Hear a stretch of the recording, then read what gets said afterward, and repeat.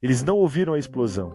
No espaço, o som não viaja. O que os sensores registraram foi apenas um pico de radiação. Então, silêncio. Uma cúpula marciana menos uma bolha de vidro, aço e esperança menos simplesmente deixou de existir. Em menos de 3 segundos, 100 pessoas morreram sem entender o porquê. E naquele exato momento, a pergunta que a humanidade jurou nunca precisar responder deixou de ser ficção científica. E se a Terra entrasse em guerra com Marte? Se você quer entender como chegamos até aqui, como essa guerra poderia acontecer de verdade e por que ela seria diferente de qualquer conflito da história humana, já se inscreve no canal agora.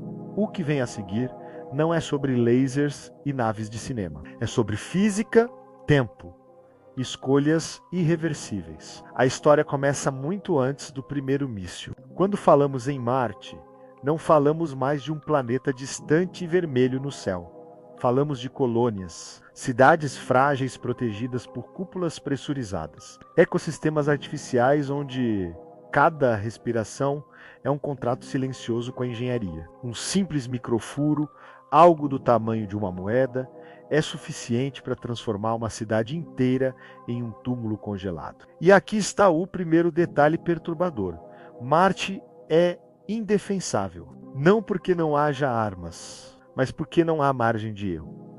Na Terra, uma explosão pode destruir um quarteirão. Em Marte, ela pode destruir o ar. Agora imagine isso como um campo de batalha. Durante décadas, a relação entre Terra e Marte foi simbiótica.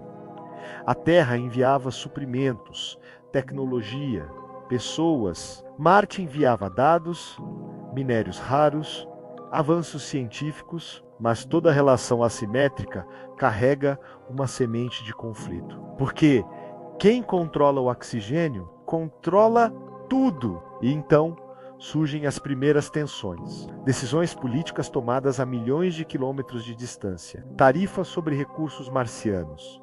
Restrições de autonomia. A pergunta começa a ecoar nos corredores das colônias. Somos pioneiros ou apenas funcionários remotos da Terra? Essa pergunta não é respondida ainda. Guarde ela. Vamos voltar a isso. Porque, antes de qualquer tiro, existe um problema ainda maior.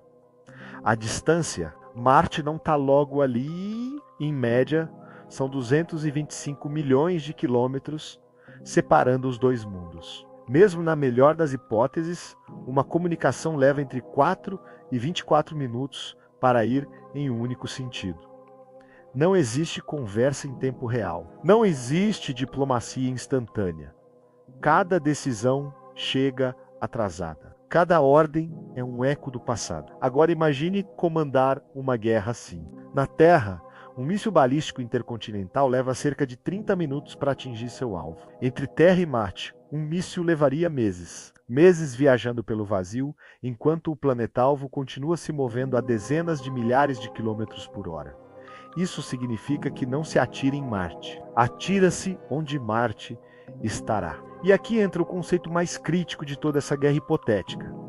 As janelas de lançamento. A cada 26 meses, Terra e Marte se alinham de forma favorável. É o momento em que a distância entre os planetas é menor e o gasto de energia para viajar entre eles cai drasticamente. Fora dessa janela, lançar qualquer coisa, menos seja uma nave, um cargueiro ou uma arma menos, é absurdamente caro, lento e ineficiente. Em outras palavras, guerras interplanetárias não acontecem quando você quer.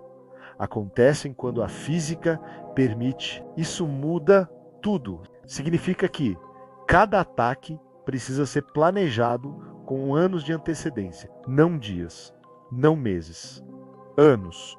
Um míssil lançado hoje foi decidido por pessoas que talvez nem estejam mais no poder quando ele chegar. Quem assume a responsabilidade por isso? Agora, vamos imaginar o primeiro ataque real. Não seria uma chuva de projéteis. Seria algo silencioso, cirúrgico. Um ataque cibernético enviado semanas antes, infiltrado em atualizações de software das colônias. Um erro calculado em sistemas de controle de pressão. Um pequeno atraso na abertura de válvulas. Nada explode. Nada chama atenção. Até que, de repente, o ar começa a escapar. Marte não precisa ser bombardeado. Precisa apenas ser despressurizado. E aqui está o ponto mais cruel. Marte não tem como se esconder. As colônias são visíveis por satélite, sabemos exatamente onde elas estão. Cada uma é um alvo fixo, imóvel, previsível. Na Terra, cidades se espalham, se misturam, se confundem. Em Marte, cada cidade é um ponto isolado em um deserto mortal. Agora, pause por um segundo. Se isso já parece assustador, deixe seu like agora. Isso ajuda o vídeo a chegar a mais pessoas. E prometo que o que vem a seguir fica ainda mais perturbador. Porque até agora, falamos só da vulnerabilidade marciana. Mas a Terra não está segura. Marte tem algo que a Terra teme: independência estratégica. Colônias marcianas, com o tempo, aprenderiam a fabricar seus próprios propelentes, seus próprios habitats, suas próprias armas. E Marte tem uma vantagem inesperada: gravidade menor. Lançar algo do solo marciano para o espaço exige muito menos energia do que na Terra. Isso transforma Marte em uma plataforma de lançamento natural. E não estamos falando apenas de mísseis tradicionais. Estamos falando de projéteis cinéticos, rochas, asteroides redirecionados, um objeto de algumas toneladas, acelerado e lançado na trajetória correta. Pode atingir a Terra com a força de uma bomba nuclear, sem uma única grama de explosivo. E o pior, praticamente impossível de interceptar, porque quando você detecta, já é tarde demais. Agora voltamos à pergunta que ficou em aberto: pioneiros ou funcionários? Se Marte declarar independência, a Terra aceitaria ou tentaria retomar o controle de sua colônia mais cara? A história humana nos dá pistas. Impérios raramente soltam territórios voluntariamente. E quando soltam, quase sempre é tarde demais para evitar o conflito. Mas aqui está a reviravolta. Uma guerra entre Terra e Marte não seria vencida por quem tem mais armas. Seria vencida por quem consegue esperar, porque cada ataque abre uma janela de vulnerabilidade para o outro lado. Cada lançamento denuncia intenções anos antes do impacto. Cada erro é definitivo. E existe um limite invisível que ninguém pode cruzar. Destruir Marte completamente significaria destruir bilhões em investimentos e matar o futuro da expansão humana. Destruir a Terra seria destruir tudo. Então, o conflito entra em um território estranho. Um jogo de xadrez jogado em câmera lenta, ameaças que levam anos para se materializar.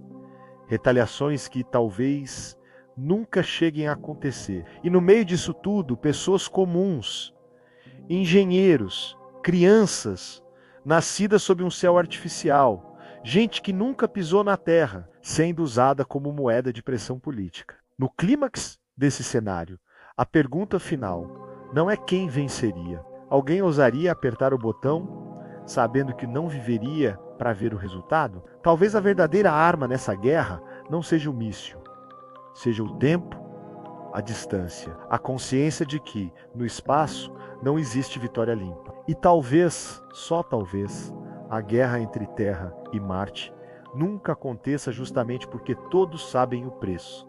Agora eu quero saber de você: se Marte declarasse independência amanhã, a Terra deveria aceitar? Deixe sua opinião nos comentários. Compartilhe esse vídeo com alguém que ama ciência e ficção baseada na realidade. E se inscreva no canal para continuar explorando os cenários mais extremos do nosso futuro. Porque o espaço não é apenas a próxima fronteira.